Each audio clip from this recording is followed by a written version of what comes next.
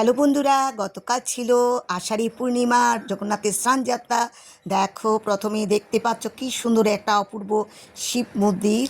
শিব বাবাকে দর্শন করে যত উপরের দিকে উঠছি তত অপূর্ব সুন্দর দৃশ্যগুলো দেখছি। দেখো, এটা হনুমানজির মন্দির প্রথমেই দেখতে পাবে। তারপরে এটা গরুর মন্দির। এখানে একটা ছোট সাংস্কৃতিক অনুষ্ঠান হচ্ছিল, সেটা কতক্ষণ অবলোকন করলাম। তারপর আস্তে আস্তে ভেতর মন্দিরে প্রবেশ করলাম। দেখো, দুজন দ্বাররক্ষী রয়েছে, জয় বিজয়। তারপর দেখো অপূর্ব সেই সুন্দর মন্দির দর্শন, স্বর্গপুরী এক কথায়। এখানে গেলে মন অনাবিল আনন্দে ভরে ওঠে। আর এত সুন্দর সুন্দর কারুকাজ দেখে মনটা আনন্দিত হয়। যত উপরের দিকে উঠবে তত কীর্তনের ধ্বনি শুনতে পাবে। আর এই কীর্তনের ধ্বনি শ্রবণ করে আমাদের মনটা প্রশান্তিতে ভরে যায়। দেখো, প্রভুপাদের মূর্তি রয়েছে চারিদিকে, কত সুন্দর ঠাকুরের বিভিন্ন কতক কথন রয়েছে।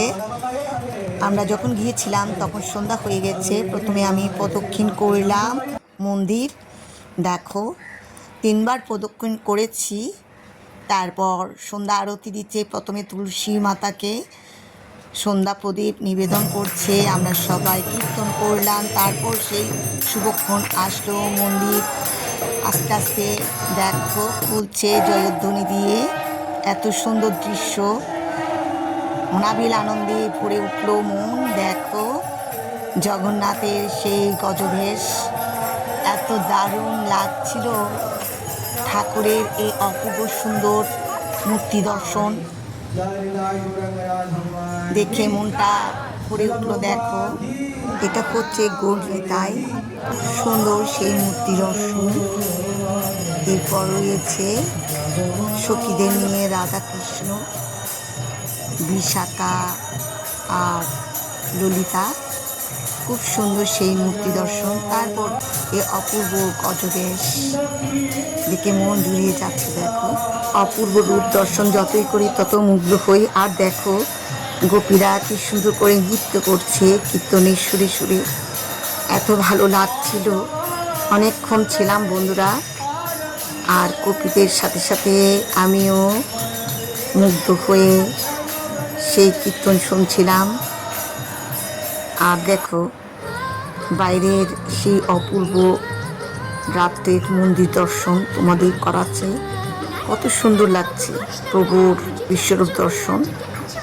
এরপর একটা ছোট বাচ্চা দেখো সুন্দর করে নাচছে কতক্ষণ, সেটাও দেখলাম আর তোমাদের সাথে শেয়ার করছি।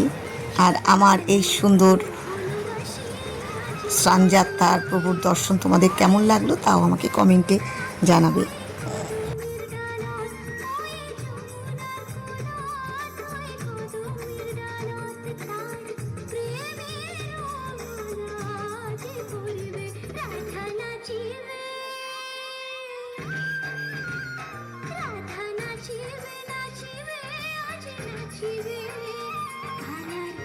সুরে সুরে নাচিবে।